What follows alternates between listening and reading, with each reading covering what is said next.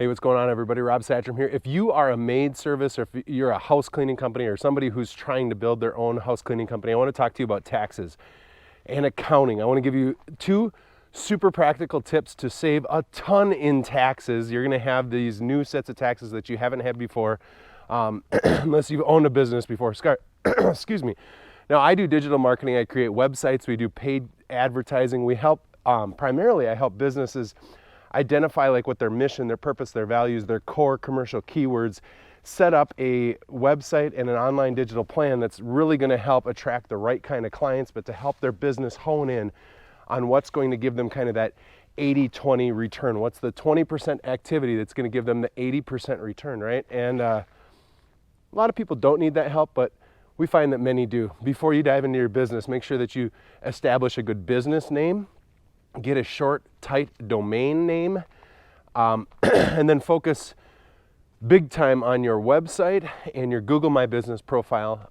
Above all else, go for your Google My Business profile. Go to google.com/business and do everything you can to go out, get some sales, and get reviews. Google reviews online are going to help you big time. So today, taxes, right?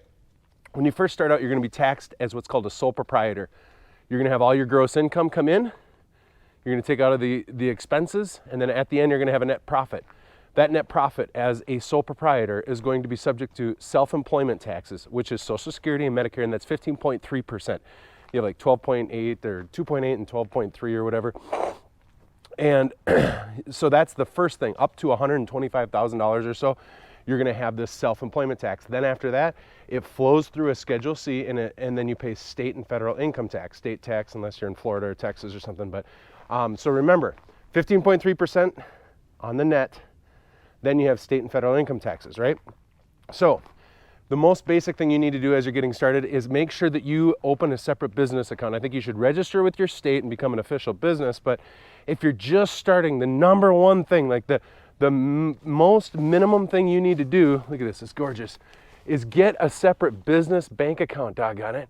Get a separate business bank account and make sure that all your income and your expenses go in and out of that.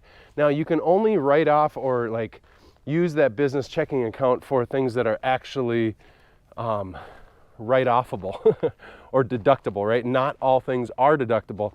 If you have uniforms with your name on them, that's a little unique. Otherwise, clothing is not. But all your supplies, the things that go in for you to get your profit. But that's the most basic thing. Open a separate business bank account. You can't open a business bank account until you register with the state. But that's the first thing. Then make sure all your income, your billing, whether you use QuickBooks Online is a really easy way to collect billing. Have it flow into there, and then pay all your expenses out of there, right? And that's the most basic form of accounting you can do. Here's the second thing. As soon as you are gonna have net profits north of about $40,000, you're gonna wanna connect with a really wise accountant and find out if you should become an S Corp. And this is the first major tax deduction, okay? Watch my other videos about LLCs versus S Corp or sole proprietorship as an S Corp.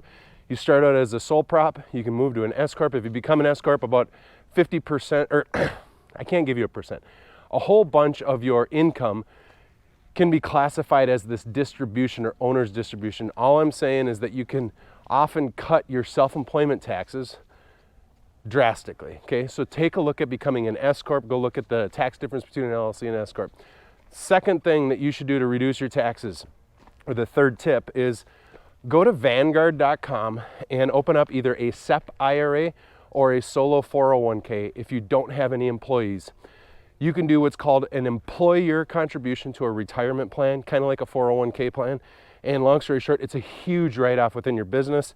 You can take a percentage of your Schedule C profits or a percentage of the salary within an S Corp, and you can just give yourself an IRA contribution. Basically, you don't pay self-employment taxes, you won't pay state and federal income taxes until you draw it out in retirement. But the main thing there is that employer contribution is a write-off within the business. You don't pay state and federal, or you don't pay Social Security taxes, and then you delay the taxation later. Vanguard.com is amazing. I don't have any affiliation with them. They're the best.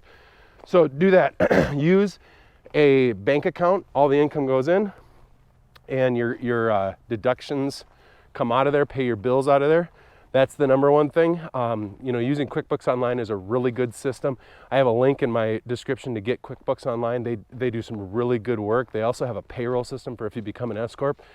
Take a look at the link in the description. And then once you make north of $40,000, take a look at becoming an S Corp, and then take a look at the SEP IRAs and individual 401ks. Just call Vanguard.com. Give them a call. Hey, I'm a small business owner. I want to do retirement planning. That's some tips for you that want to be a successful wealth building maid service. Good luck.